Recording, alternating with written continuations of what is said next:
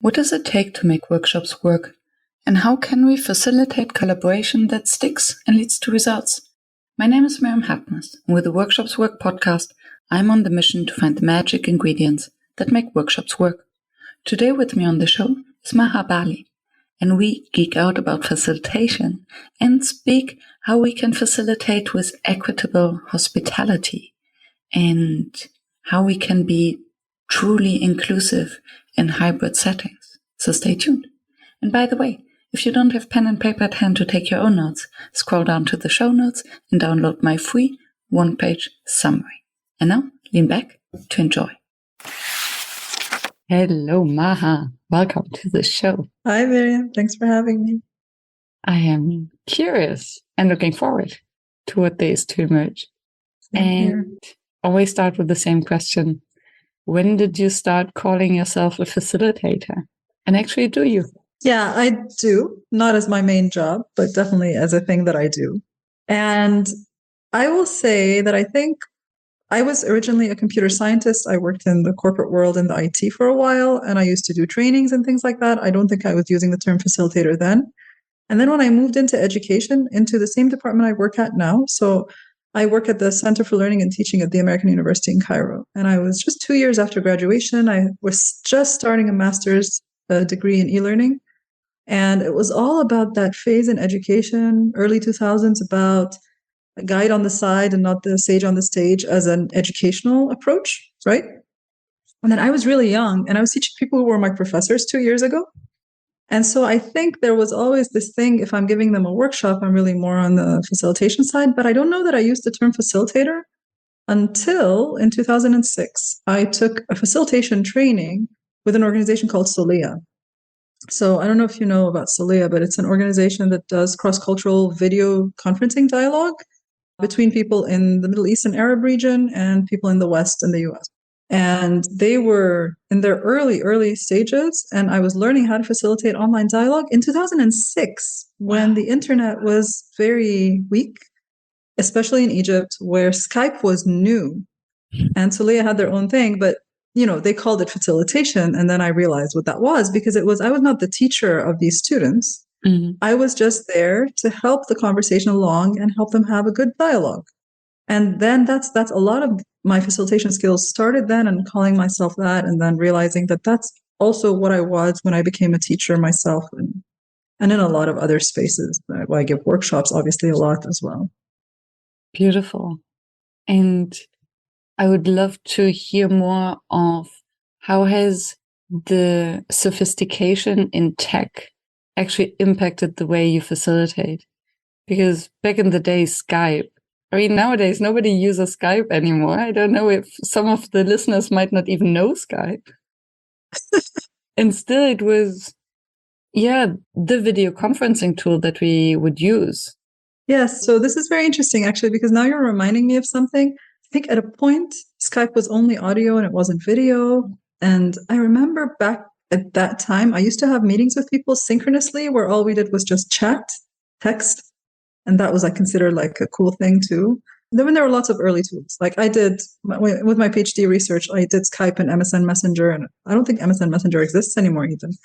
Or maybe it might, I don't know. I'll tell you a big shift in the way I facilitate online video conferencing type things was when Zoom came out. And the difference was, I used to do something called virtually connecting, which I'm sure we'll talk about again soon. We used Google Hangouts on air. That's not here anymore, but it used to be similar to Google Meet, I guess. But it had a limit of 10 people if you wanted to live stream something onto YouTube directly. And for the thing that we were doing, the live streaming was so important. So we dealt with the 10-person limit. And eventually we thought the 10-person limit was good, because if you had more than 10 people, you couldn't really have a good conversation, or not everybody would get a chance to speak. And then Zoom came, and Zoom was nice. It wasn't free in the way the Google Hangouts on air was free, but the first 40 minutes was free and you could just restart it again and whatever. And then you started to see people who had Zoom that had the paid version, and they had breakout rooms. And then at first, the breakout room thing was really uncomfortable when someone just threw you into a breakout room for a certain number of minutes, and then you threw you back in and you get lost and all of that. But then when the pandemic happened, and my organization bought Zoom, and I could have the breakout room functionality and I could play with it, and I learned how to use it well, that was a game changer for me, because then I could do a workshop with 200 people just fine, very interactive. I was just telling my husband the other day, oh yeah, I have a meeting with 100 people. He's like, oh, that's not going to be boring. I'm like, no, it's going to be very interactive. He's like, how's it going to be interactive? And I started to explain to him, he's like, oh, you're not interacting with them. I'm like, yeah, they're interacting with each other. That's what interactive means. He's a university and that's what professor. facilitation means, instead of Exactly. a beautiful bridge, especially in contrast to education or training, or at least what it used to be, as you described it. Yeah. Exactly. And then it's not only video conferencing technology too, right? I think the polling technology also helps a lot. So in the past, we used to have these clickers. You had to have the hardware for it, and you had to attach it to a certain device. It was really complicated to get it to work, I remember. And now there are these tools, and they work on your phone, and there's so many of them, and they have so many different styles, I think. And those are particularly helpful when you have a huge number of people. And it's great for hybrid, because when we get used to being online, we use the chat and we rely on that so much. And then, face to face, I can't hear from everyone. But polling tools can allow you to ask open-ended questions and word cloud questions. I think word clouds are like a big deal for me as well. And another thing I love is the upvoting with Q&A. Because one of the things I don't like about anything where people ask each other questions or ask the facilitator or presenter questions is that the first brave person who just speaks first gets to ask the question first, even though it may not be relevant to anyone else. But with upvoting, you give everyone time to stop and think. And then people vote, and then you answer the most popular questions, not the first question. It is so true. Also, the first question that's being asked out loud basically sets the tone for what comes next. That's true. And then you have a certain dynamic in the space. If, in contrast, you're giving a little bit of time to put all the questions in and then upvote, there's more time to settle and to really think about where the conversation wants to go. I don't think I thought of that before, even though now that you say it, it makes sense. But it hadn't occurred to me before. Yeah.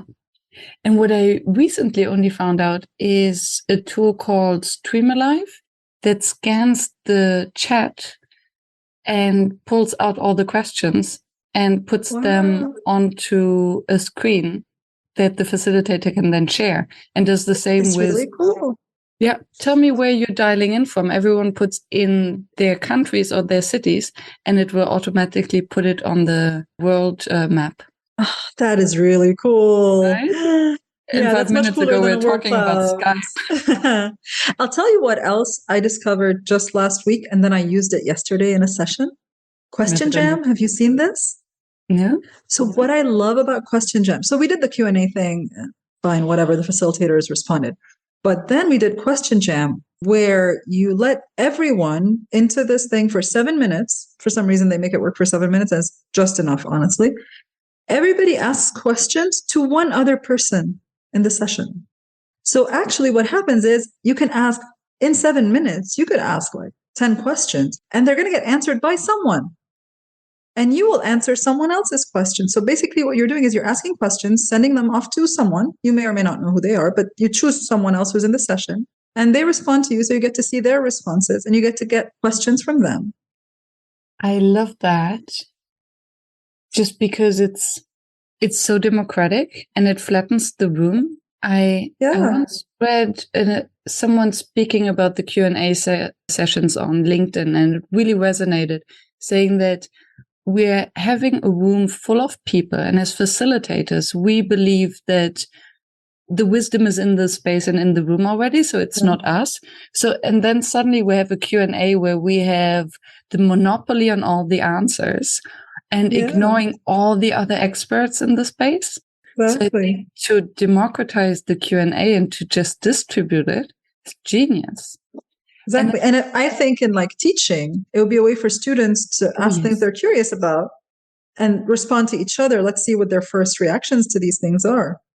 And then filter out those questions that only answer those questions that they couldn't answer themselves. That's a great idea too. This it creates is very a word cloud for you. For students. Definitely. And it creates a word cloud, by the way, at the end for the facilitator. Everyone can get the whole question data set to their email, but the facilitator also gets a word cloud of the most commonly used words. And then if you click on the word, you get to see all the questions and answers that had that word in it. So the question and answers, it's all typed, or would people also be in a dialogue with each other? Typed. No, it's all typed. Because online, I guess it could be some different, but if it was face to face, it would be really noisy. How would you send stuff to? Like I did it yesterday with 40 something people. Actually, we had more than 100 people in the room, but for this, we split it. Me and the other facilitator, each one of us had a different code for people to join. So there were like two groups of 50-ish, a bit less than 50, 40 something. Written. It's funny how we are now more sensitive to the noise in the space because we are so used to Zoom and mute, the calm and the isolation of the breakout rooms.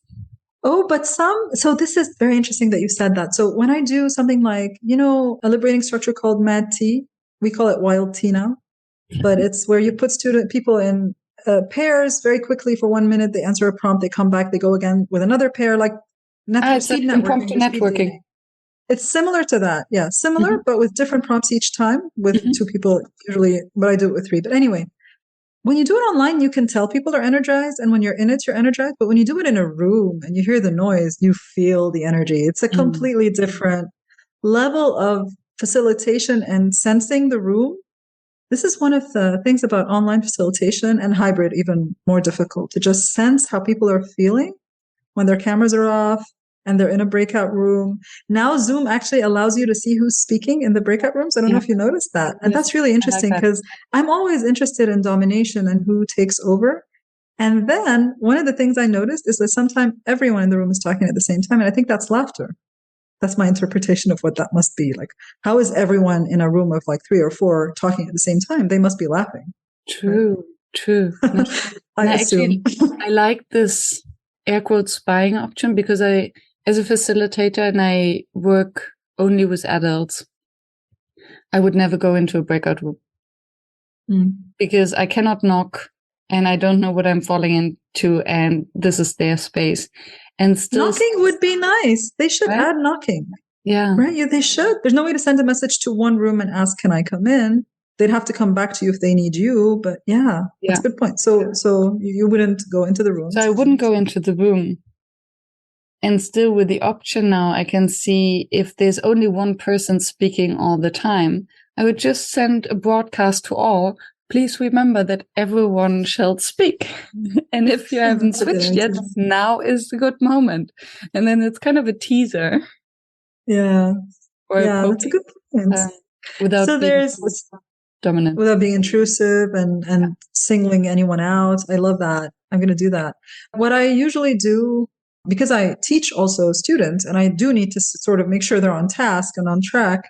And also because sometimes you have a huge number of people and you don't have time for everyone to share out, is that I give them a shared space to write. So things like Google Slides, that was a game changer, Google Docs and Google Slides and Jamboard and of course Mural and Miro, but I don't use Mural and Miro a lot because I think people who aren't used to them, it can really turn them off the first time. I know that the second time they'll love it, but I can't take the risk most of the time that the first time will turn someone off and then I won't be able to get them again. If you open a Miro board, very quickly the entire group is absorbed on the board and they're not paying attention to each other. And very quickly, especially the introverted one gets very silent.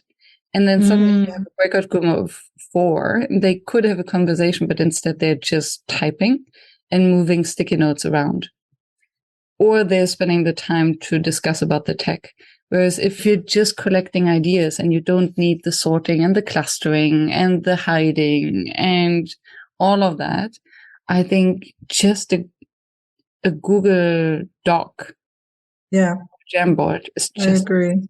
Yeah, the simplest technology for what you need. Simplest for purpose, I think, is always the right thing to do. Unless you have a particularly innovative group that want to tinker, there's really no need to overwhelm them with technology. Or if it's a longer project. So what I enjoy about these online whiteboards, and I love Miro, is that the sticky notes don't fall off the wall and the workshop space is always open. So everyone can go back whenever they want. They can continue to work with it and the sticky notes will be there even in a month from now. And we can continuously build on what we've done before. Yeah. And you can zoom in and out and view things. And When it's done well, it's really, really good. When it's done well. But if it's just a one-off, very quick thing with teams that aren't going to keep working together or whatever, it's too much. I agree. And you mentioned this project that you wanted to speak about.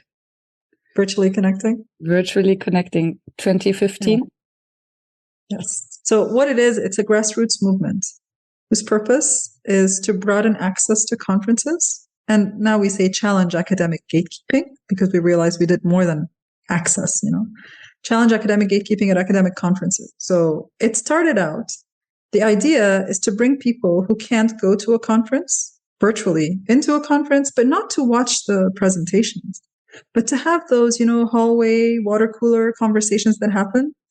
This is where the meat of the conference is. This is where the networking and this is why people go to conferences. That's the most important thing. Like whatever they're saying in their presentation, I could watch it on YouTube later. They've probably written a blog post or an article on it. I can read that. But what's happening in between? And so it started out that there was a particular conference that I wanted to go to. My daughter was very young. We couldn't go. I couldn't take her with me. I couldn't go without her.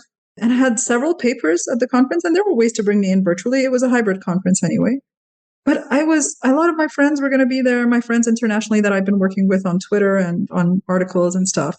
And so instead of and I was on the organizing committee even, and I was responsible for the unconference with someone else. I was responsible for the virtual unconference. And so one of my friends, her name is Rebecca Hope. She's my co-founder for Virtually Connecting. She was a PhD student at the time. And she said, I'll bring you in. I'll be your buddy. I'll bring you in on my laptop or my phone and you can talk to people.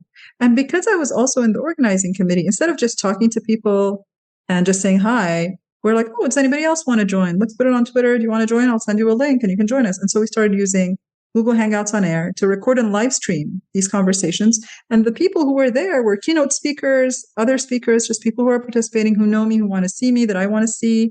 And it started to be these really fun conversations like, what's going on at the conference? Not a particular theme or topic. So if I understand you correctly, there was your partner, Rebecca, who would basically walk around would have a laptop at the live event and would invite some of the speakers and some of the other participants to join those who were connecting virtually. Yeah, remotely. Exactly. Beautiful. Exactly. So me and others who wanted to join, you want to talk to Miriam today, come with me. And so this happened. We did a lot of sessions that first time, and we thought it was just a one-off thing. And then everybody's like, when are you going to do this again? And we're like, oh, really? And then someone was like, oh, well, this is a very specific thing related to Maha and Rebecca and their relationship, and nobody would do that for anyone.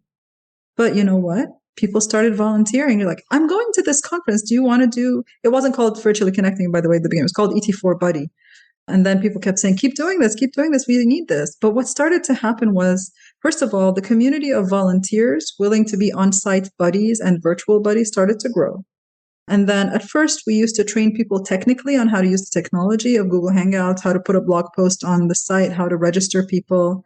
But it grew into something else completely. We started to have a Slack team with channels for different conferences. And then Slack is really good too, because a conference could be a channel and only the people involved in that one would go, and then you archive it when you're done, but you keep working on other things. And we grew a lot, and we had Autumn Keynes became a really instrumental person, because one time Rebecca and I finally went to a conference in person. And Rebecca and I were both at that conference. So we needed someone virtually to handle the entire virtual side. And so Autumn Keynes stepped up. She was our friend and she was one of our volunteers. She stepped up and she organized the process for us. And the process kept evolving. But what happened eventually was that we were told, and we realized as we did research and talked to each other and others, it wasn't just about access. It was about how the virtual folks are usually marginalized in some way. They're from the global south. They're women with young children. They're single parents. They're disabled. They're early career and they don't have funding to travel. There are students. And so we started to realize it wasn't just that we were giving access. We were actually changing the conversations that were happening at conferences in a hybrid way. And people who were very high profile people were able to listen to what these others had to say.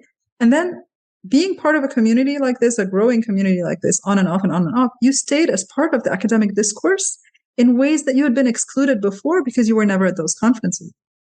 So they thought of you at times that they couldn't see you, but they saw you online and you became a part of it.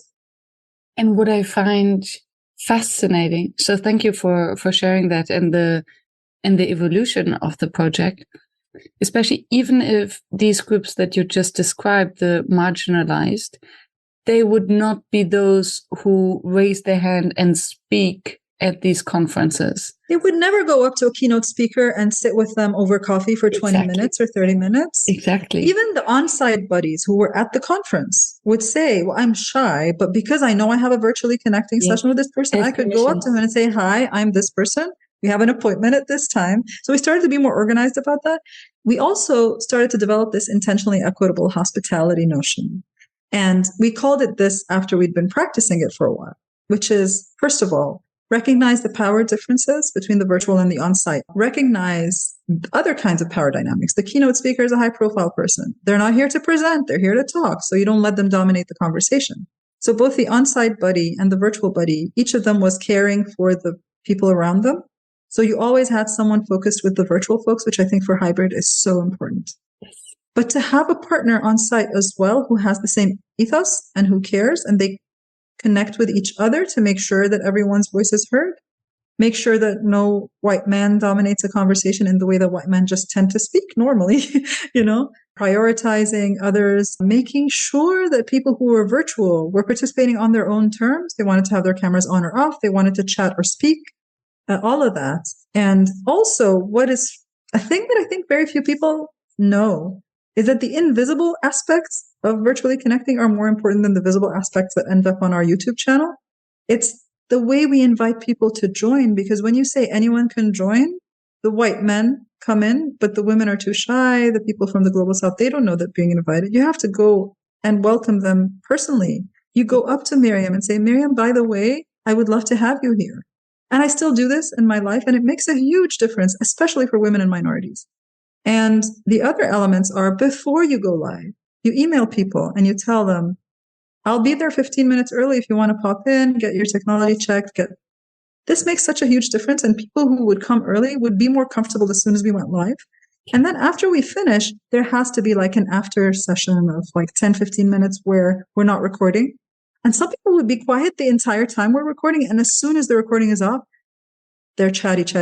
And, if people do this often enough, these people who are often young and inexperienced and so on eventually became our volunteers who would lead, Yeah. And so it's so important. And this, during the pandemic, people would just start a Zoom meeting, end a Zoom meeting. Come on time, leave on time, because we had so many meetings in a row. But that, with virtual, it makes so much of a difference. Yeah. And now I understand why you call it hospitality.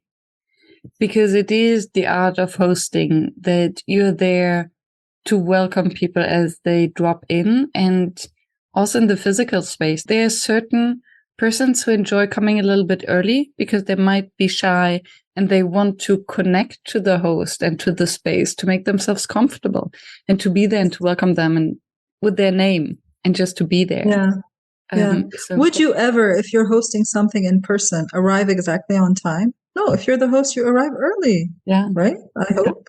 Yeah, you prepare the space. And you don't leave as soon as the thing is over. You stay in case someone needs to tell you something on their way out, right? Yeah.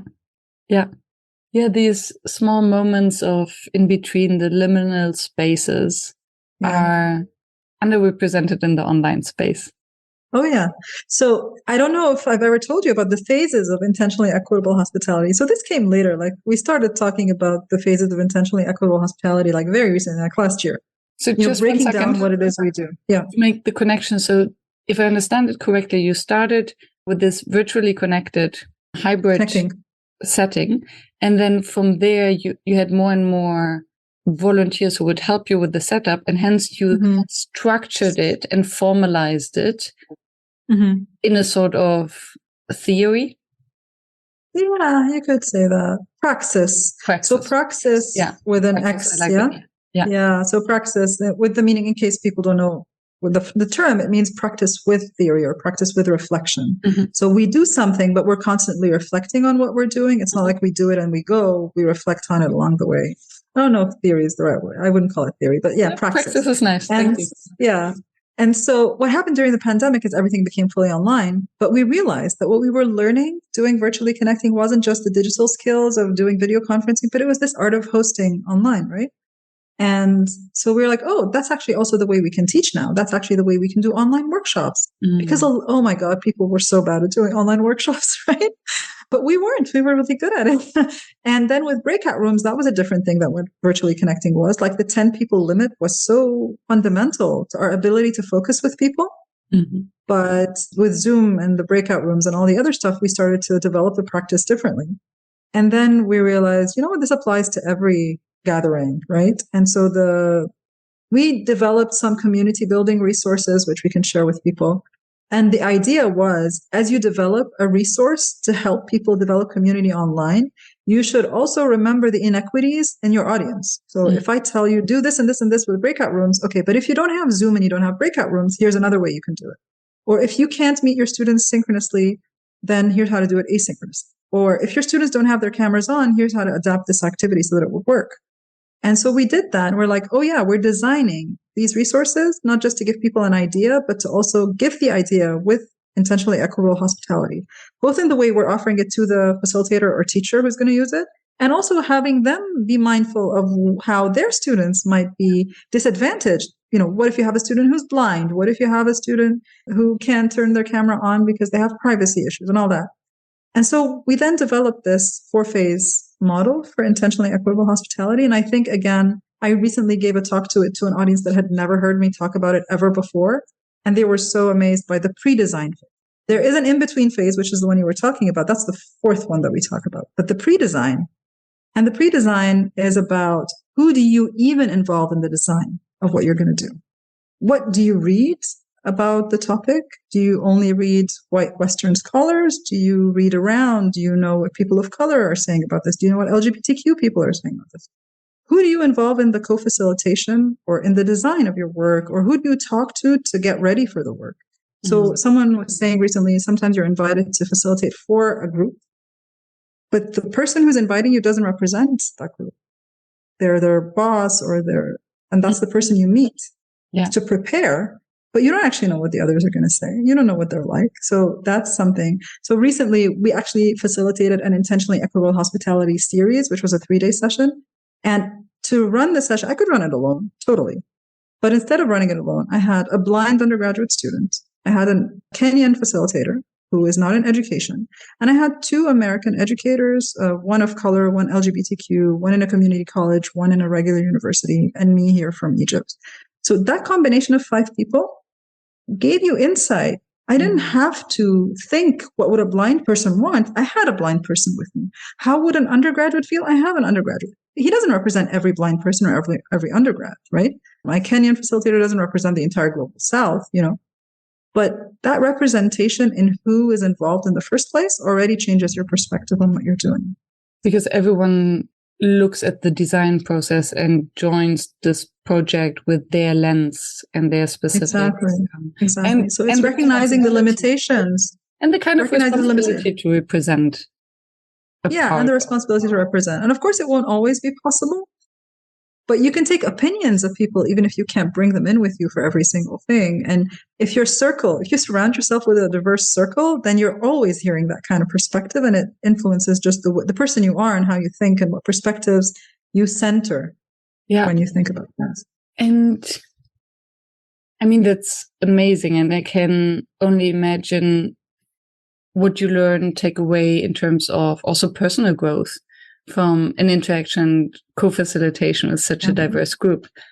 How do you, because I can also sense that it's a challenge, because everyone comes in with their own agenda, with their own lens, with their own wording, with their own way of doing things and believe how things have to be done.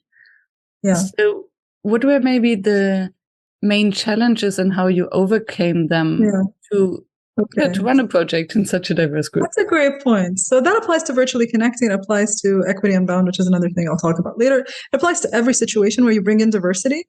Because diversity is hard work. It's not, we don't celebrate diversity. Sorry? That's why people tend to avoid it. I know. But it's also funny, like, oh, let's celebrate that we have diversity. No, let's work hard to make this diversity work and keep checking that it's working, because it might work a little and then it'll go bad because you need to. That's why the fourth phase is important. It's the in between. It's the amount of time and effort and attention you give to building community that makes you know who from this community is the person that would work for this thing. You get to know the community so well that you can choose the right person to co-facilitate something with you. And sometimes I can do this really quickly, like this building a relationship. And sometimes it takes a long time, but obviously the longer you know someone, the better your choices will be and the more aligned you will be when you start to work together. And also sometimes you're working with them, but there's also this element of labor and you don't want to put too much effective labor on someone. And so always to be clear on, okay, you're welcome to do this much, but if you want to do less, let me know. Or if you want to, like in that particular one, we had some people help with one session, but not another, like have a back role in another session. And we went up and down and who wants to do this and that. And sometimes I'd have a meeting with one of them. Sometimes we'd all meet together. It would depend on that. We'd have an after session, which when you're on your own, you just reflect on your own. But with others, you need to stop and reflect with your team, right? Yeah. And, oh, where are we going to communicate? Oh, we'll do WhatsApp group. We'll do whatever. So there's all of those elements of that. And also knowing, okay, if something goes wrong, what are we going to do in the session, during the session when something goes wrong? And that happens all the time. So that's why the debrief is so important. So that's the fourth phase of the sustaining community equitably in between, and not just with facilitators, but with participants, potential participants to your community. Yeah. So that you know them and you know what they want and sense what they need, and you have an open channel for them to say what they need or what they're thinking. Or you just observe their interactions in a space like Slack or some semi-synchronous space. You have a beautiful space as well for NDB, and the Meeting Innovation Community, they have a nice space as well. But for me, Slack is the notifications are helpful. So that's for me a good place to be. And it's also a place for them to divide up into different interest areas. So that's the in-between space. But then there are the two things in the middle that everyone knows, the design and the facilitation, right?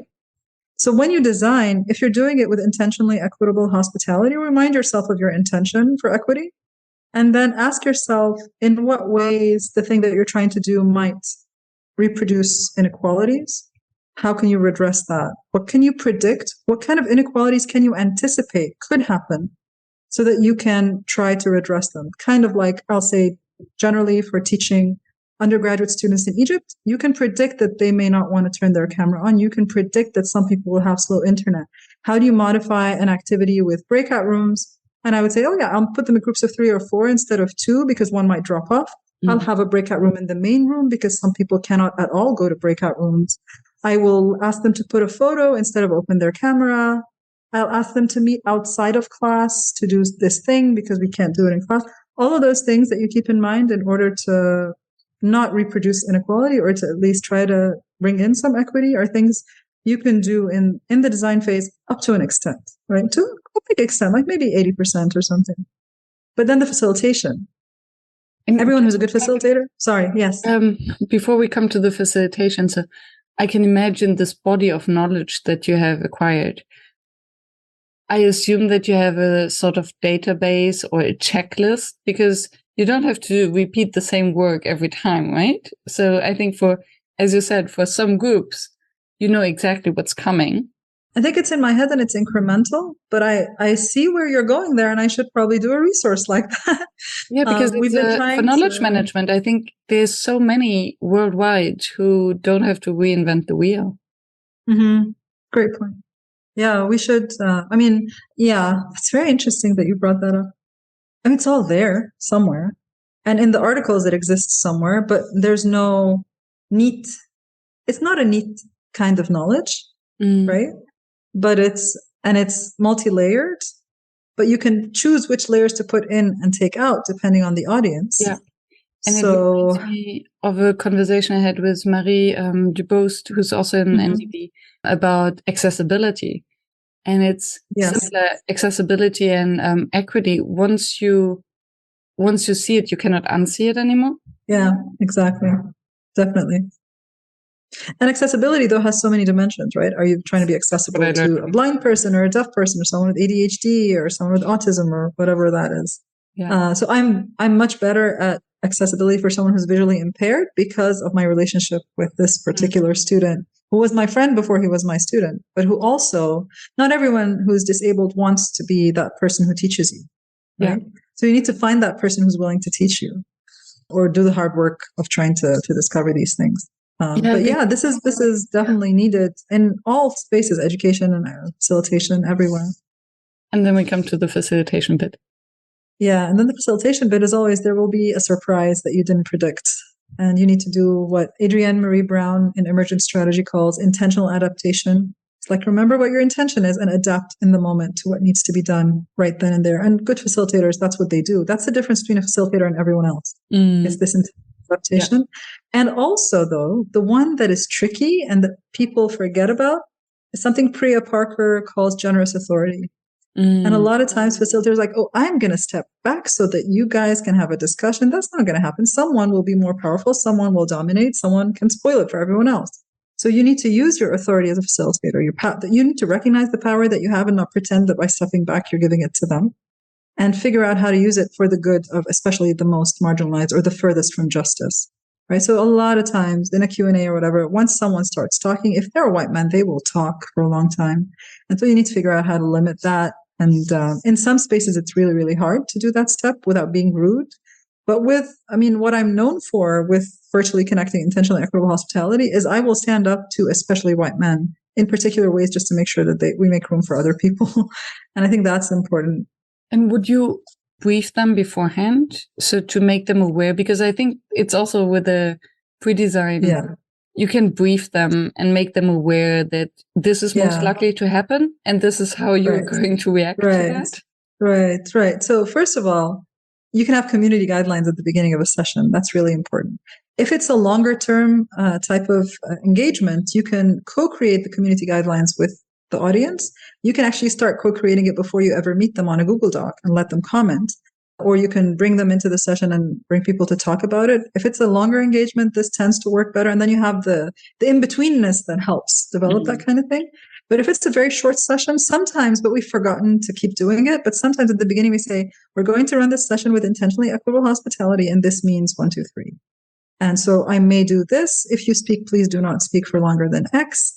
When you go to breakout rooms, please be a good host yourself because I'm not going to be there. Make sure you give equal time, whatever. It depends. It can be very paternalistic. What's the word? Yani, it can be offensive to say that to adults sometimes. But the truth is they don't. Yes. And I think... But you need to set the tone in a way that isn't offensive and not make them feel like they're children. And I think if you're saying it to everyone without judgment. So, and I love how you phrase it. Remember to be a good host to yourself because I won't be there. I think it's a very kind way of saying that, to just reminding them. And then you have the best intentions. We all have the best intentions. And I think some get so carried away because they're so enthusiastic that they cannot stop speaking. So yeah, it's fantastic that they're so enthusiastic about the topic. And we want them to be mindful that there are also other people. Yeah. Sometimes, you know what I do sometimes with breakout rooms that helps with some of those. I'll tell you a couple of issues. One issue is that I learned once that there was a session with educators and students. And when you put them in breakout rooms, what ended up happening is that there were 2 educators in a breakout room with students. And the 2 educators know each other from before and they hadn't seen each other in a while. So you can guess what happened, right? They just spent the whole time catching up and ignoring the students whose cameras were off. So the students didn't, they're so used to that. It's a dynamic they're used to and they fall into. Yeah, exactly. So what we started to do was we have a particular activity we want to do. Before we do the activity, we're going to send you to breakout rooms to say hi. If you know each other, say hi. If you don't know each other, introduce yourself so it's not awkward. 5 minutes, whatever amount of time makes sense for the group size. Then come back and we'll tell you what the instructions are for the activity. So it's recognizing humanity, right? And people appreciate this so much. I love that. And by breaking it down, you time box. Okay, this is how much time you have to say hi. And then you're less afraid of this moment where you're waiting for the breakout room. With whom will I be? Yeah, exactly. I like that. To break that down or to split it. And what I also realized is it helps to give very clear instructions on the process. Okay, you're going to a breakout room and then the person who was born early in the year, the youngest, the oldest, shorter hair, longer hair, who ate tomatoes for the last time will start. Yeah. And then, I do that sometimes to help them, because otherwise some people are so polite that nobody wants to start. Exactly. Out of politeness. And then especially when you have a power hierarchy, I would say, okay, the younger starts or the older starts, depending on how I sense that the person starting will set the tone or not. Yeah. I think, you know what I think it is? I think if it's a note of asking someone to be vulnerable, you start with the more powerful person sharing. Yes. But if it's a note of something more positive, then I would start with the younger person sharing and split it up sometimes. So I was thinking about something that I did recently. I was doing a liberating structure called appreciative interviews, where you just interview someone about a good thing, right? And we were trying to make sure it was a student and the professor together. I heard later that some of the professor just overtalked. And what I could have done is the first 5 minutes, you're going to go, the student's going to talk, then you're going to come back. And then you're going to go and the professor's going to talk. Yeah. Not take 10 minutes and split it between you and just assume that they'll be mature enough to handle it, which is what I usually do if they have equal power. Yeah. But the power differences change the way you conduct an activity, because you're trying to be very cognizant of these power dynamics. And I think it's a very nice use of the superpowers of the facilitator in Zoom. Yeah. We do have the opportunity to just close the rooms, bring people back, and thereby have closure to a conversation and then start it again. And it's much harder in person, obviously. Exactly. Yeah, almost impossible. And I have also done it if I would be with if it's a small group, go with the entire group to a breakout room for time-boxed session and then come back, because there's something about going to another room, even if it's virtually. It changes the dynamic. Yeah, I like that a lot. That's funny. Because you have this moment of black screen and Zoom working, and then, oh, nice to see you again. Always a smile. Yeah. I agree. Sometimes one of the things related to generous authority and intentional adaptation that, as you were saying this, made me think about it is things like when you decide as the facilitator how much time something's going to have, that's a lot of power you have. Mm-hmm. And sometimes when I'm doing something like the mad tea, which we now called wild tea, is if they keep saying that was too short, I will give them more time for the next one, or I'll do it in the chat just to make sure. I'll remove a prompt and give them more time on a prompt than go with my agenda, right?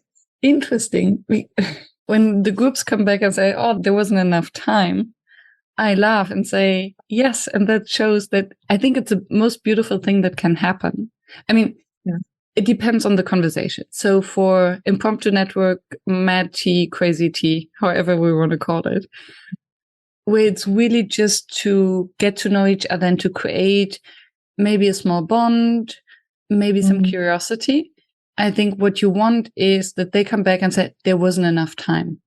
Because this means that there is something that they're still interested in and they couldn't get it. This means that they will put their full attention into the space because now they have a friend that they're really interested in. Right. If there's just this epsilon too much time, you have this pause, like, and now what? And then you have this one person, oh, let me just quickly check my emails. And then this person is lost.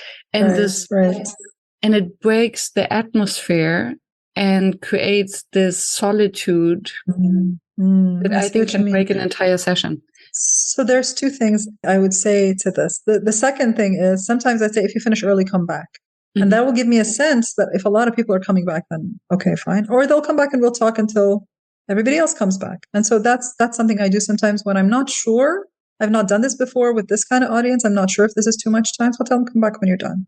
And also if they're doing things on Google Slides or whatever, and I can see that they've stopped typing or whatever, that could be a thing. But the other thing is sometimes they say we didn't have enough time because not everyone got a turn.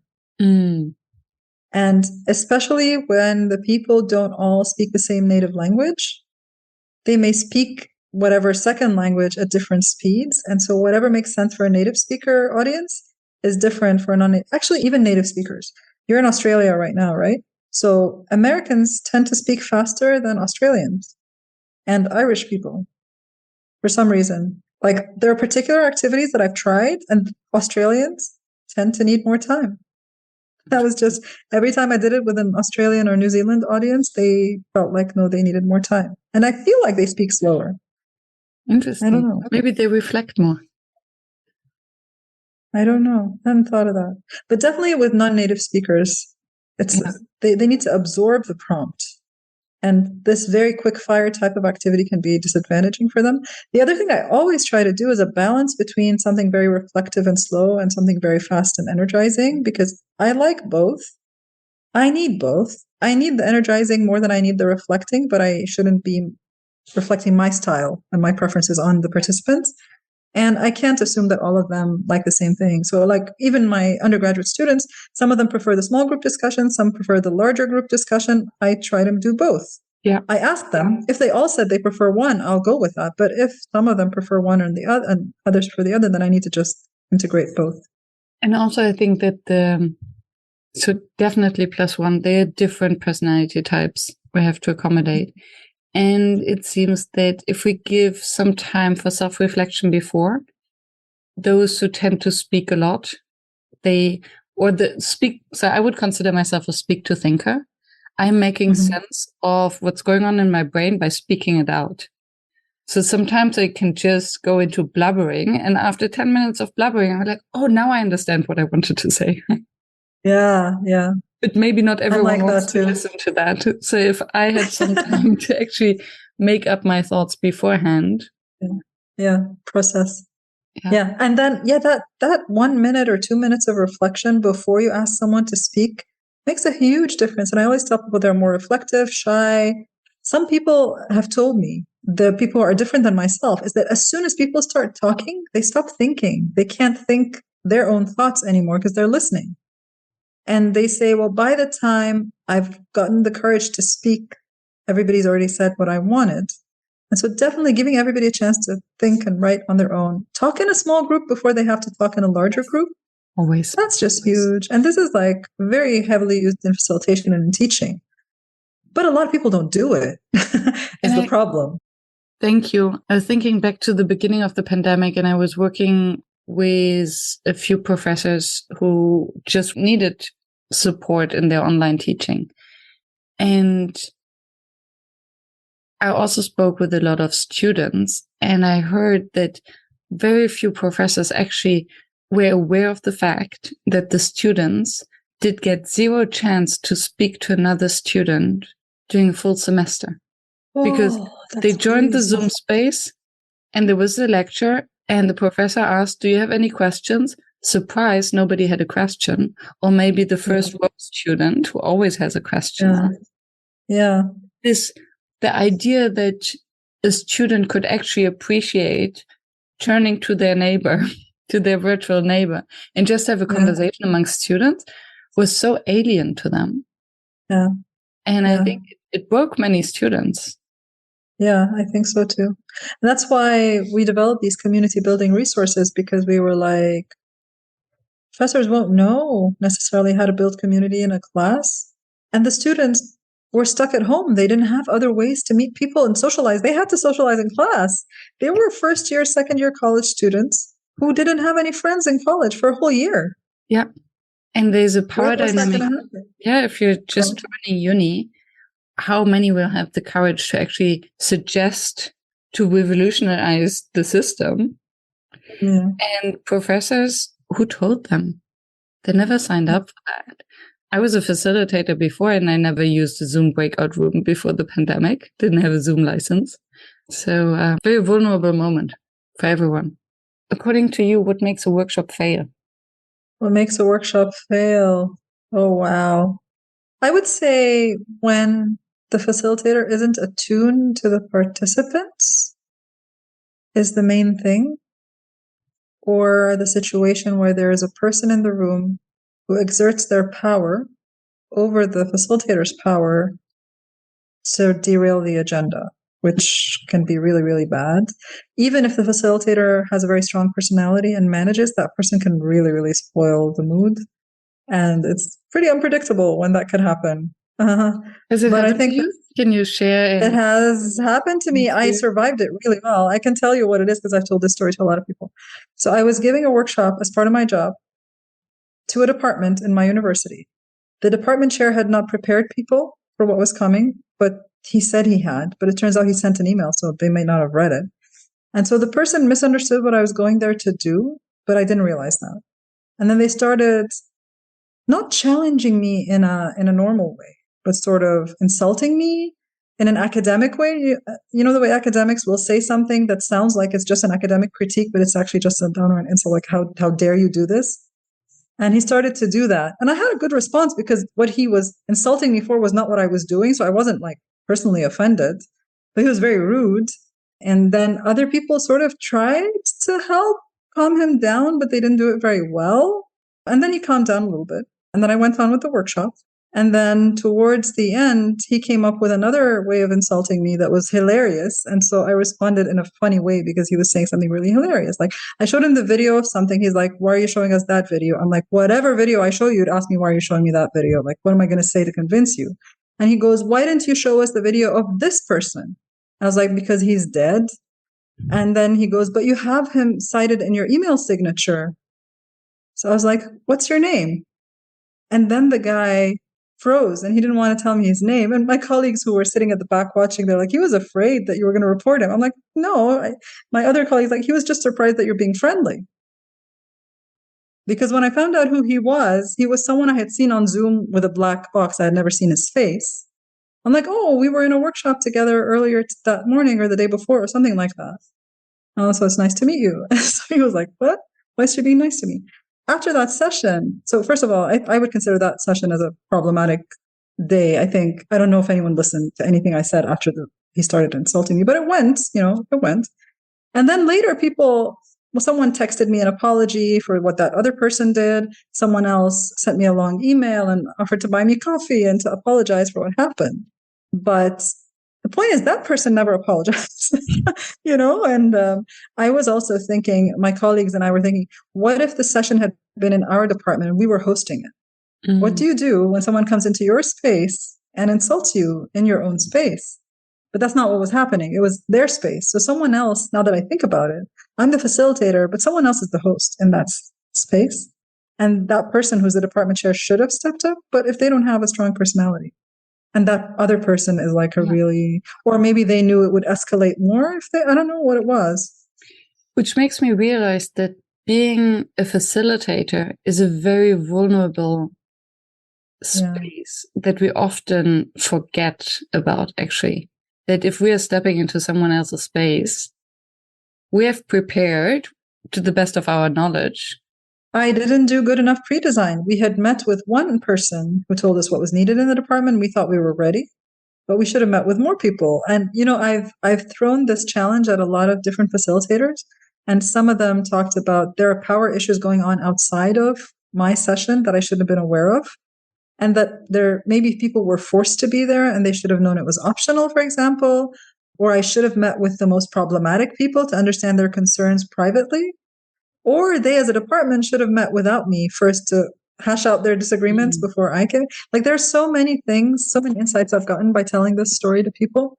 And in the end, really, it is a systemic issue whose depth I did not understand. I mean, I understood, but I didn't understand how much it was upsetting that particular person to the extent that he wasn't willing to listen to what I was going in to say, which was separate from that issue, but related, But you can't tell someone, forget everything else you know about this topic because I'm here to just teach you this part, Yeah. And it also shows the complexity. You can prepare for difficult situations and you never know. Yeah. You never know what's triggering a certain person in that moment. Yeah. Can always happen. And sometimes having a conversation before can make it easier, sometimes make it worse. Although I must say that for a high stakes workshop, I have conversations with every participant beforehand. And I ask them, what needs to happen for you to believe this will be a waste of your time? And it's fantastic what they come up with, all the examples of when it went wrong previously. And then all I have to do is to avoid all of that. Nice. That's like they playing feel tris really with hurt them. When I ask them that. I like this a lot. I am going to do that. Thank you. Yeah, because then if the person then says, oh, if you try to teach us something, then oh, okay, so there have been issues with that.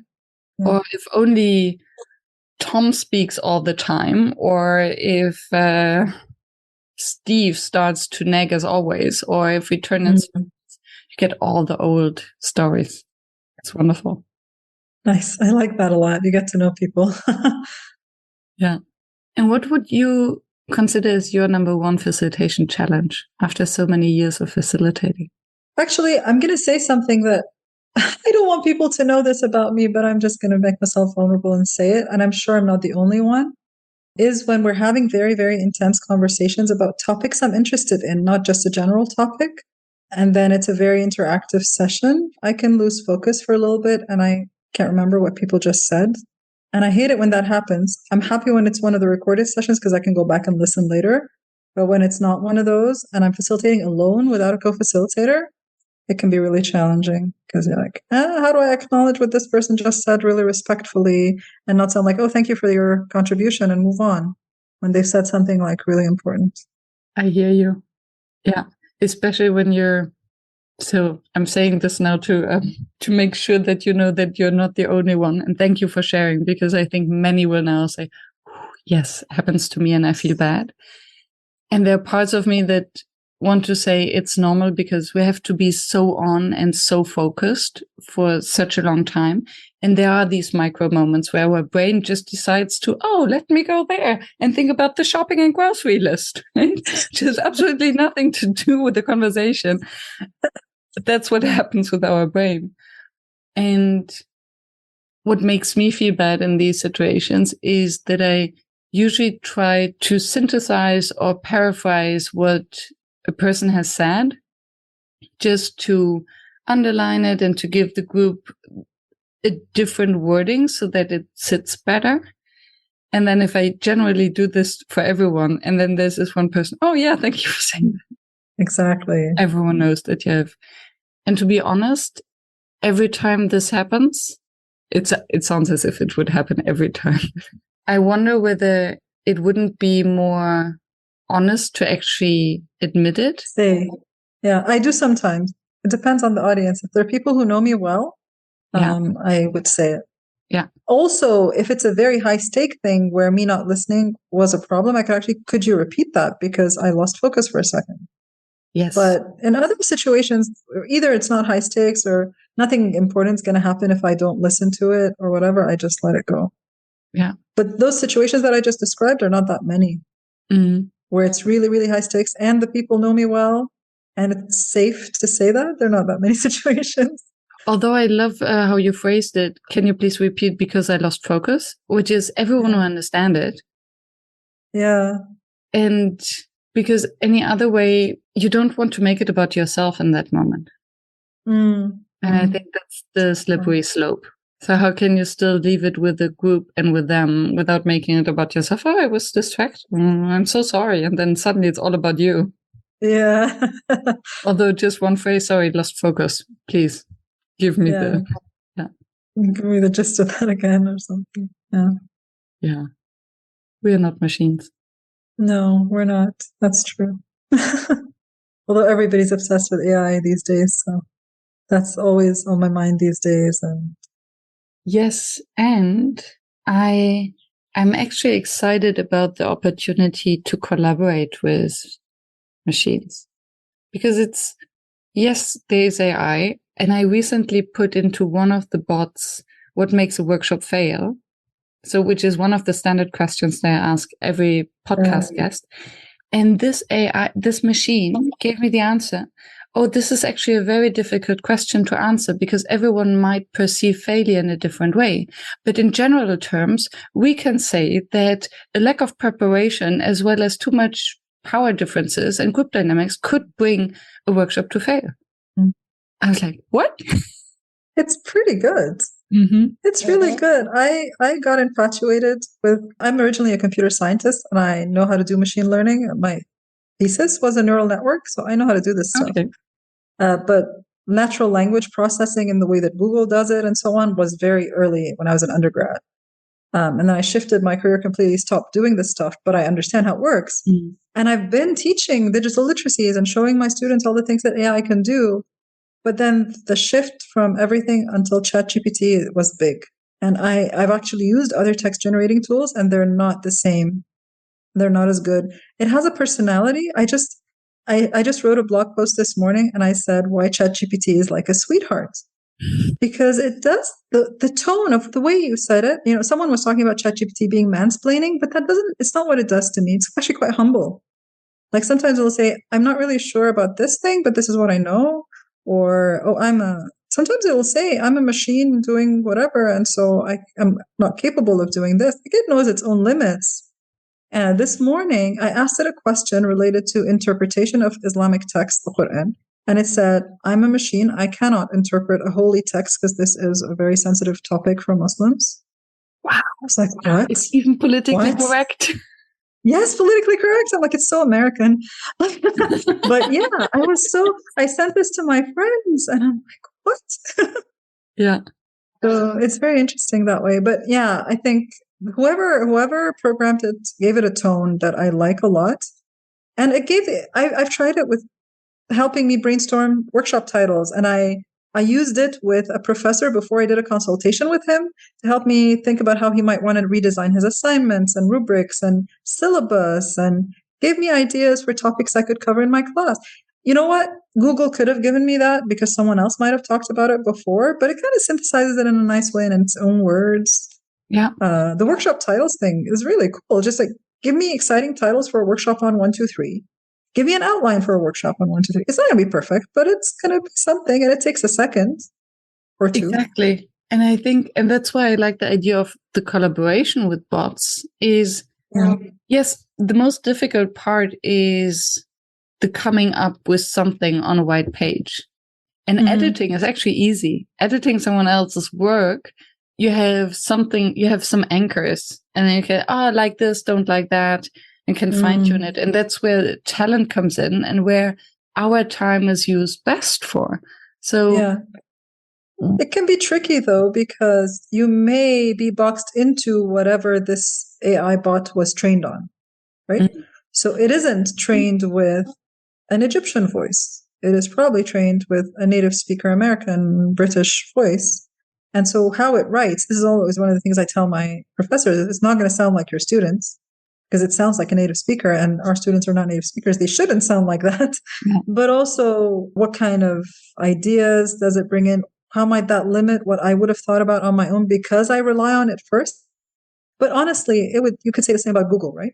Do you try to remember things if you can just search for them on Google? Do you try to figure them out if Google might already know? Why not? Why? If it's not your area of expertise, then this is a faster way. And we all have our unconscious biases. So at least with the bot, I'm aware of the biases and the limitations and where it comes from. Not everyone, but yeah, we should be. Yeah. So even if we collaborate with another human being, we'll be confronted with biases and how they speak and where they have been trained, not by whom, but where. And I think nowadays with Google and the filter bubble of what comes up when we Google some stuff and what remains hidden, it's dangerous. So I perpetuates your own biases for you, right? And you start thinking that's what Google says. Well, that's what Google thinks you want to hear. Yeah. So I think the opportunity that I see is that it makes us more aware to think of these biases, to learn to ask the right questions, because at the end of the day, it depends on the questions you're asking. And I think these are the skills that we have to learn that actually also make a great facilitator, right? It's not about the answers, it's all about the question. Oh my God, what you just said there, speaking of facilitation, back to the topic of facilitation, is people think they're using the chat to engage participants, but they're not always asking a question that is of the type that someone can respond to in a split second in the chat. It either needs more time to think about, or it feels like they would look bad if they got it wrong, or it needs a paragraph and not a couple words. And then they ask people to write stuff in the chat and then they don't read it. It's like, why are you doing this? It's like you're performing engagement, but you're not actually engaging the participant, right? Yeah. Interesting. I haven't thought of, That's a nice NDB workshop. What kind of questions suit a chat engagement? Yeah. Yeah, there's so many layers to that. And I think as I said, it's an opportunity to lift what we're doing to the next level with the AI, because we can actually focus on the core skills. Yeah. Done by machine. So what was the name of that thing that put them on the map? Because sometimes I do an activity where they annotate and put their place on the map themselves. Yeah. But if there's an activity that does it, a tool that does that, that would be cool. Stream Live, is that what it is? I can tell you, Stream Alive. Stream Alive. Yes, and I think it's free. It's still free, and I hope to get the founders on the podcast. Their first page is hilarious because it says, "I love a disengaged audience," said no one ever. Yeah. It's completely hilarious. Nice. All right. I'm signing up for this. Maha, we are almost speaking for, almost 1.5 hours. Yeah. Is there anything that you would have liked to share that we didn't touch upon? There is one thing. I want to tell you about Mid-Year Festival that we had last year, and hopefully we'll do another one this year. Yes. So other than virtually connecting, I have another space called Equity Unbound, which is, again, a grassroots thing. I co-founded it with Mia Zamora in the US and Catherine Cronin in Ireland, and it's a growing community of educators who care about equity and openness and connection online, right? And originally it was for our students to connect with each other, but it grew into these community building resources and all kinds of things. Last June, July, August, we organized something that we felt educators needed, sort of a re-energizing and rejuvenation experience. And we looked at conferences that were being done online that were awful for the most part. And we're like, wait a minute, if it's virtual, why do we need to do it in 3 days? Nobody's traveling. Everybody's at home. And everybody's got Zoom fatigue. And everybody's back to face-to-face. So nobody has time to sit in front of Zoom for a whole day. So we're like, we'll organize it over 3 months. June, July, August. Choose your own learning journey, different pathways. You can jump in and out wherever you want. And you can do it. Never have more than 3 sessions a day. Never have overlapping sessions. Why do I have to choose between sessions? Just spread it out. And we organized it and we gave it a price. You could either pay for 1 month or pay for the 3 months. And we had discount codes and we had promo codes for people who couldn't afford it at all. And we invited people from all over the world and we did it. And we had Slack in between. We had a little bit of asynchronous, but most of it was synchronous stuff. And we organized it and it was incredible. We called it mid-year because we have people from the global south. So for them, it wasn't summer, right? Not the global south. I mean, south of the equator, southern hemisphere. Southern hemisphere. So, so you're in Australia right now, so you'd understand this. Yeah. So we called it Mid-Year Festival. And we also had things for kids. Nice. And we had things that we called all ages. So you could bring your grandma, you could bring your child. And my child had a great time. They played Minecraft and we did theater, reading theater. And it was... And what was the overall purpose? The overall purpose is that educators needed rest and rejuvenation, and they needed something to enjoy and learn. Like people like us who like to learn, but you want to enjoy the learning and do it in community. So we had sessions where we're just building community and also learning about activities that we could do in our classes. We had sessions about open education and digital literacy so people could learn how to do that, but have conversations with each other around that. We had tracks on ungrading so that if people wanted to try not to grade, they could try that.